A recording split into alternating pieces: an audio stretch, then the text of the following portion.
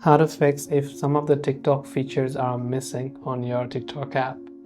So if the TikTok features are missing, first of all, make sure you're connected to a very stable internet connection. Open up TikTok, come to your profile page, tap the three lines icon and go to settings and privacy. Now you want to make sure your TikTok account does not have restricted mode. So if you go to content preferences, if you have enabled restricted mode, make sure to disable that. That will limit some of the features for yourself.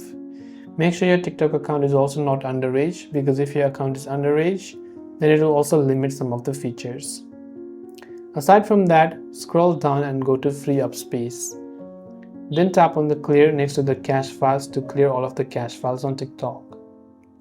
Once you've done that, go to your Play Store or your App Store and search for TikTok. Check if the TikTok app has an update.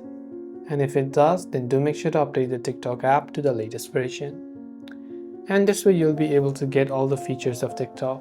Thanks for watching and see you in the next video.